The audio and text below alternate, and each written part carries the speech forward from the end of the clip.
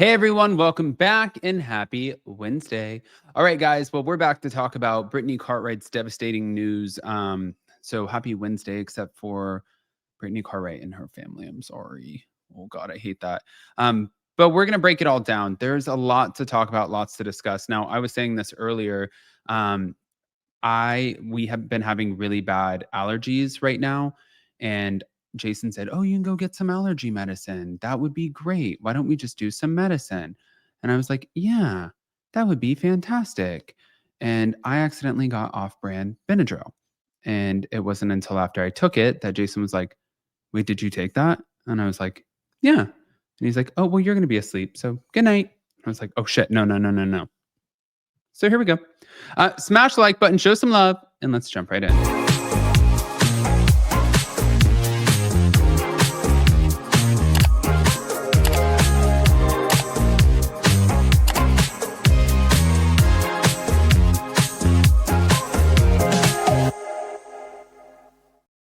All right, guys. So Brittany Cartwright ended up getting some really bad news. And I was looking at this and I was like, man, like when it rains, it pours. Like this truly, a lot of people don't realize this, but her family has this farm in Kentucky.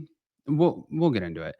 She revealed via Instagram that there was a fire that broke out at her family's farm, the Turner farm in Kentucky, which I'm sure if you guys ever saw Jackson Brittany take Kentucky, then you would know the Turner farm. But she reposted some of the footage originally shared by her mom.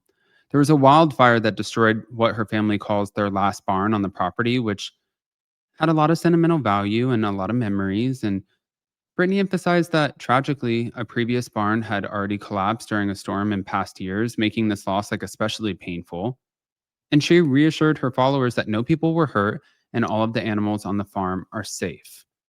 Um, what I was trying to say earlier was it really is devastating to anybody who, whether it's like the fires, Pasadena fires, Malibu fires, you're losing your home, or you have fires on your farm and you're losing, like your crops or your barns or anything like that. People are just so quick to be like, well, then just build another one. It's not always that easy. And it is devastating because a lot of times it's contributing to your livelihood. And if it's not a farm not contributing to your livelihood, like even when it's somebody's house that burns down, like in Malibu or Pasadena or whatever the case is, you still have to pay a mortgage on those properties. Like it's not just, oh, well, your house burned down, so there goes your mortgage. No, you still have to pay for the property that used to be there, which is mind blowing. But yeah, her mother, Sherry Cartwright, she shared more context saying that she had let the horses out earlier in the day before church, so they survived. And the barn went up quickly, and they remain unsure of the cause. And the fire department had visited the site. So some of the damage also occurred to Brittany's sister's house, though it's still habitable. But she asked for prayers, reflected on how quickly things can change, and she did express gratitude that things weren't worse. And that's a good way to look at it. And if you guys didn't see this, this is one of her posts, but she said, "This is so heartbreaking. Our pawpaw's last farm on the farm burned down today, and we have no idea why. The other barn fell down in a bad storm a couple years ago. My mom is devastated because there's so many memories since she was a little girl that were made there. And if you ever watched Jackson Brittany take Kentucky, you saw this barn many times on the show. So I'm thankful that no one was hurt and all of the animals are safe." Sending all of the love to Brittany's family over in Kentucky because that's just freaking terrible. Now, moving over to Aaron Pfeiffer's and Denise Richards.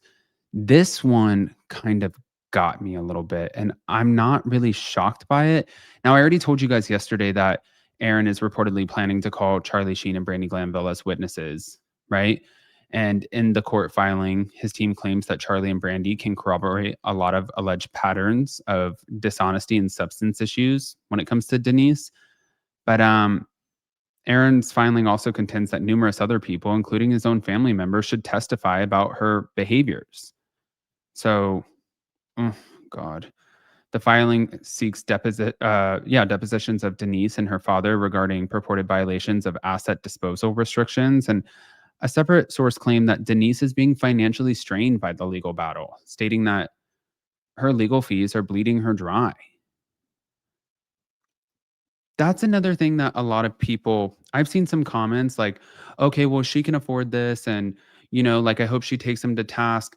Guys, these things are so expensive, and even when you're fighting and you have divorce attorneys and you're trying to get things done, it doesn't mean that it's going to be so simple, and at the end of the day, if she loses this divorce, like, if she ends up having to pay alimony or the judge sides with Aaron Pfeiffer's, they could easily make Denise not only have to pay her own legal fees, but make her have to also pay his legal fees, which I think in turn would be just total devastation for her.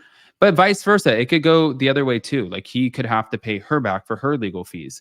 But what I don't understand is there are 2 scenarios that I've seen.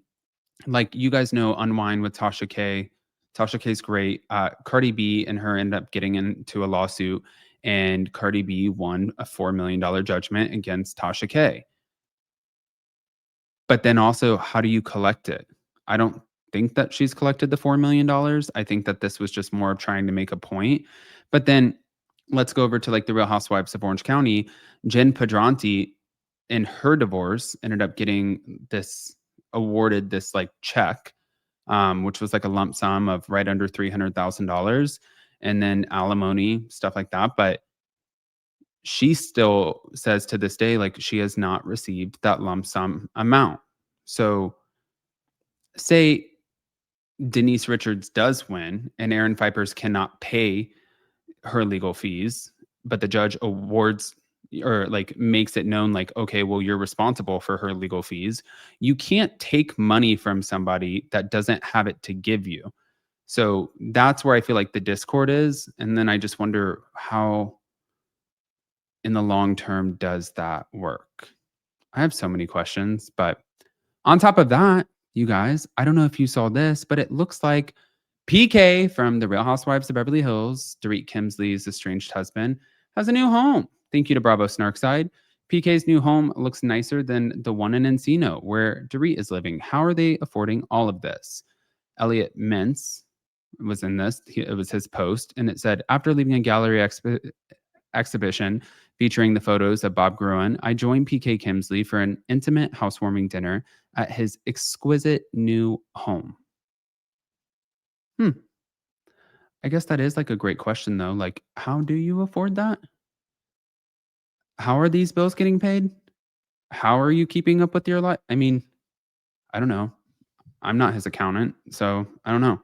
I want to hear what you guys think. Again, sending all of the love over to Brittany's family. Smash the like button, guys. Show some love, and we'll see you soon. Bye, guys.